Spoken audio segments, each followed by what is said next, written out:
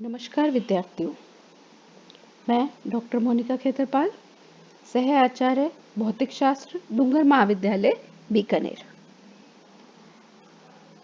मैं आपको BSc part second का थर्ड पेपर प्रकाशिकी ऑप्टिक्स पढ़ा रही थी। अपनी इस लेक्चर सीरीज के अंदर हमने 2 यूनिट कंप्लीट कर लिए हैं। थर्ड यूनिट स्टार्ट किया था हमने इंटरफेरेंस, व्यतिकरण। व्यतिकरण के प्रभाव में हमने यंग का डी स्लिट का प्रयोग देखा था। यंग डबल स्लिट एक्सपेरिमेंट अपन ने देखा था।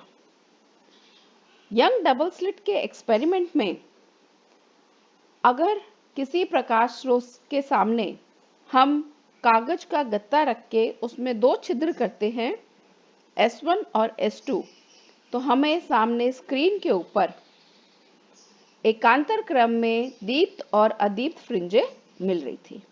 Alternatively, bright and dark fringes are formed on the screen. अब ये जो फ्रिंजेस बन रही हैं, इनके लिए मैं फ्रिंज चौड़ाई का सूत्र निकालूंगी। हम रिलेशन निकालेंगे फ्रिंज विड्थ के लिए। तो फ्रिंज विड्थ का रिलेशन निकालने के लिए मैंने यहाँ पर एक narrow source monochromatic light source लिया है। एक वर्णीय प्रकाश स्रोत हमने लिया है। अब इसके सामने हमने एक कागज का गत्ता रखा है। उस कागज के गत्ते के अंदर हमने 2 छेद बनाए हैं। स्रोत S1 से ये दोनों छेद समान दूरी के ऊपर है। इन स्रोतों को हम स्लिट कहते हैं। अब हम क्या कर रहे हैं, इस कागज के गत्ते से कुछ दूरी के ऊपर मैंने ये स्क्रीन रखी है। ये जो 2 मेरे सोर्सेज हैं, S1 और S2, इनके बीच का डिस्टेंस मैं मान रही हूं स्मॉल d, और इस कार्डबोर्ड और स्क्रीन के बीच का जो डिस्टेंस है, ये मैं ले रही हूं कैपिटल D। इस स्क्रीन का मिड पॉइंट जो है, ये हमारे पास O है। अब ये जो मिड पॉइंट है, ये S1 S2 से बराबर दूरी के ऊपर होगा। तो यहाँ पर S से जैसे ही हमारे पास प्रकाश निकलेगा, तो S1 S2 से होता हुआ पर्दे और कागज के गत्ते के बीच में व्यतिकरण की घटना होगी। There will be interference effect between screen and the wooden cardboard. अब हम जहां पर हमें ये जो 2 तरंगे निकल रही हैं S1 और S2 से, ये समान कला के ऊपर अध्यारोपित होंगी, वहां पर दीप्त फ्रिंजें मिलेंगी, और जहां पर अध्यारोपित होने वाली तरंगे विपरीत कला में हैं, वहां पर्दे के ऊपर अदीप्त फ्रिंजें अपने को मिलेंगी। So when superimposing waves are in same phase, then we will get bright fringe, and when the superimposing waves are in opposite phase, then we will get dark fringe. So on the screen, alternatively bright and dark fringes are obtained. तो पास वाली जो 2 bright fringes हैं, इनके बीच की दूरी, इसी तरह 2 पास वाली डार्क फ्रिंजेस हैं, उनके बीच की दूरी को हम फ्रिंज अंतराल या फ्रिंज चौड़ाई कहते हैं। The distance between consecutive bright fringes और dark fringes is termed as fringe width. अब हम फ्रिंज विड्थ कितनी है, उसकी वैल्यू हम निकालेंगे। तो हमारे पास, क्योंकि O पॉइंट जो है, ये S1 और S2 से बराबर दूरी पे है, तो यहाँ पर जो आने वाली तरंगे हैं, उनके बीच में पथांतर का मान 0 के बराबर होगा, क्योंकि दूरी का मान बराबर है। तो यहाँ पर O बिंदु के ऊपर, जो कि स्क्रीन का सेंट्रल पॉइंट है, यहाँ पर हमेशा तीव्रता अधिकतम होगी।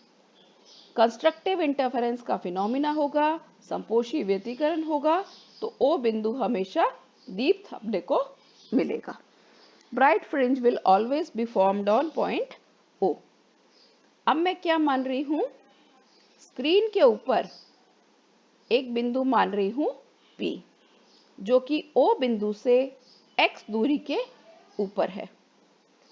मेरे पास O बिंदु से P बिंदु के बीच की दूरी मैंने मानी है x के बराबर।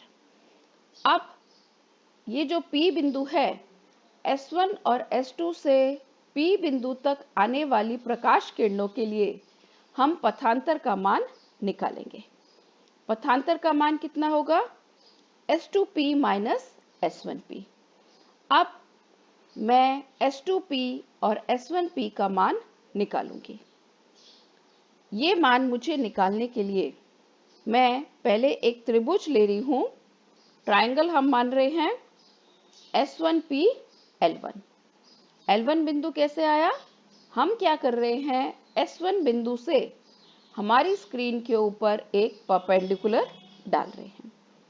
तो यह बिंदु जहां पर स्क्रीन के ऊपर आता है, उस बिंदु को हम कह रहे हैं L1।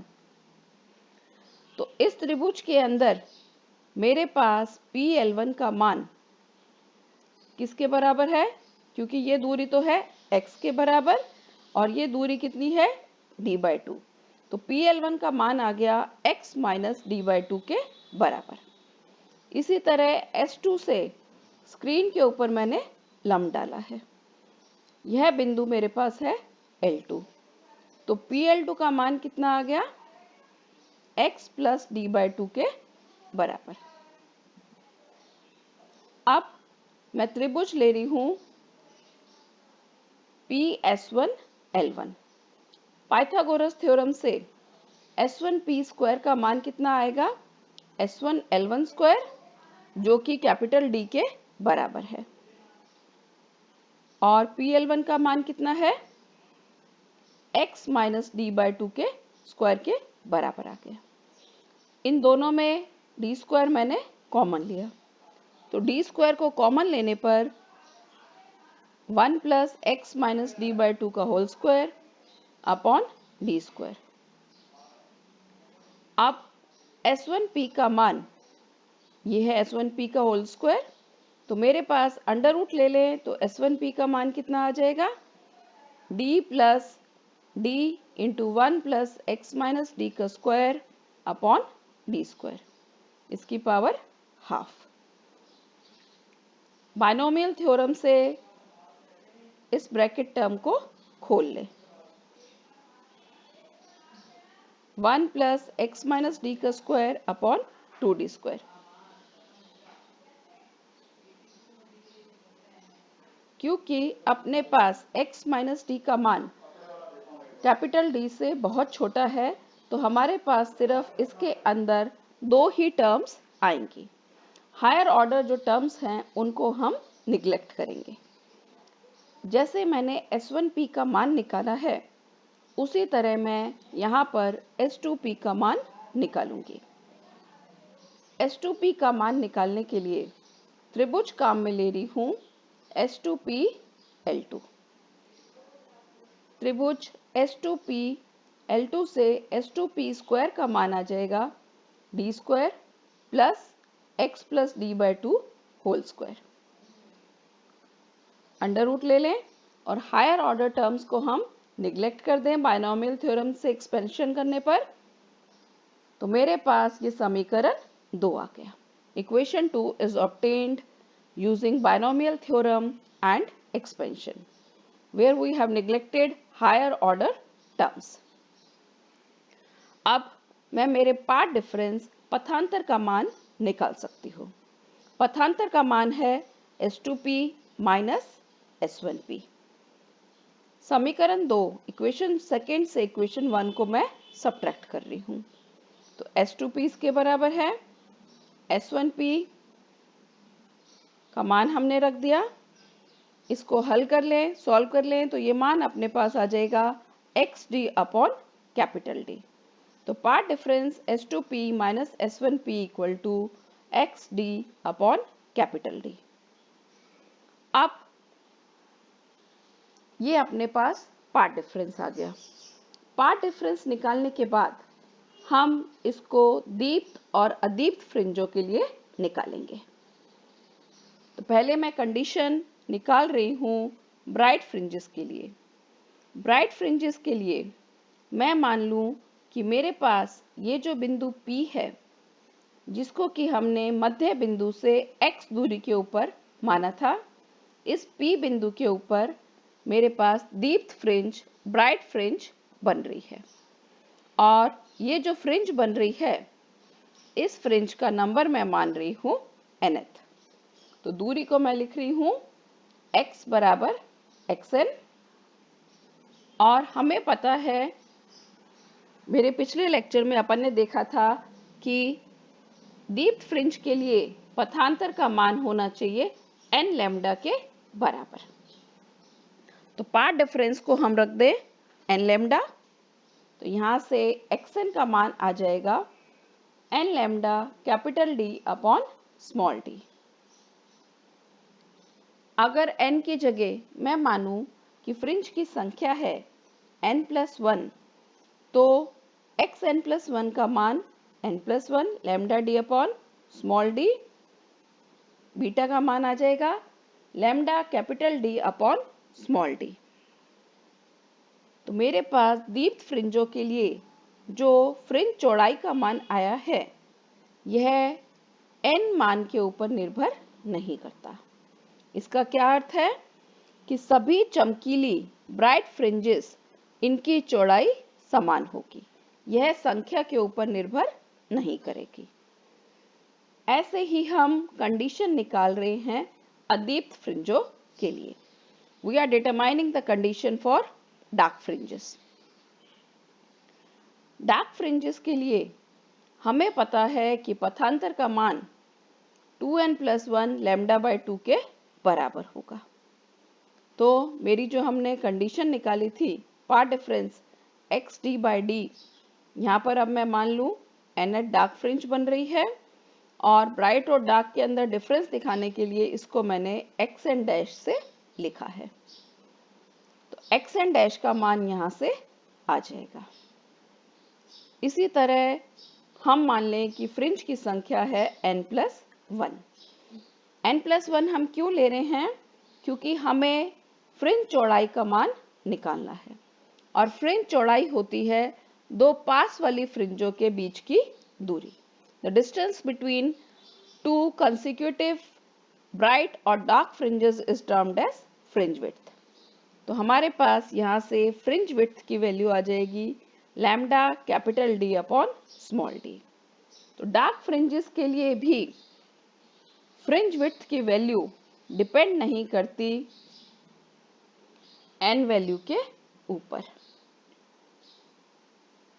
हमारे पास ब्राइट फ्रिंजेस हो चाहे डार्क फ्रिंजेस हो, फ्रिंज विड्थ की वैल्यू आ रही है lambda capital D upon small d।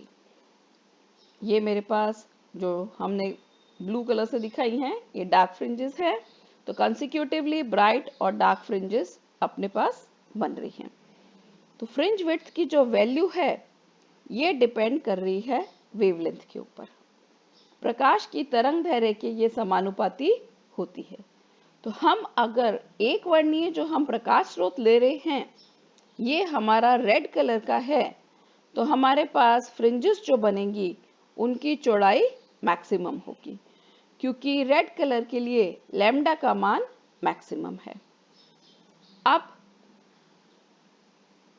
हम स्क्रीन और S1 S2 के बीच की जो दूरी लेते हैं, वो अपने पास है कैपिटल D के बराबर। तो ये स्रोत से पर्दे की दूरी कैपिटल D के भी समानुपाती होता है। स्मॉल d, ये है दो स्लिटों के बीच की दूरी। तो अगर मेरे दो स्लिट्स जो हमने काम में लिए हैं, स्रोत जो हमारे बन रहे हैं, वो अगर पास हो जाएंगे तो हमारी फ्रिंजेस की चौड़ाई बढ़ जाएगी। तो हमारे पास ये जो सूत्र है बीटा का, अगर हम स्क्रीन पे जो फ्रिंजेस बन रही है वहां से फ्रिंज चौड़ाई का मान निकाल लें, स्केल की सहायता से कैपिटल D और स्मॉल d का मान निकाल लें, तो हम हमारा जो एक वर्णीय प्रकाश स्रोत है उसकी तरंग दैर्ध्य वेवलेंथ का मान हम निकाल सकते हैं। तो विद्यार्थियों, हमारे पास जो फ्रिंज चौड़ाई का मान आ रहा है यह मान है lambda capital D upon small D के बराबर। अर्थात फ्रिंज चौड़ाई का मान फ्रिंज की संख्या के ऊपर निर्भर नहीं करता और इस बात पे भी निर्भर नहीं करता कि फ्रिंजेस दीप्त है या अदीप्त। दोनों फ्रिंजेस के लिए, दीप्त हो या अदीप्त फ्रिंजे, दोनों फ्रिंजों के लिए फ्रिंज चौड़ाई का मान समान होता है। Thank you students for watching.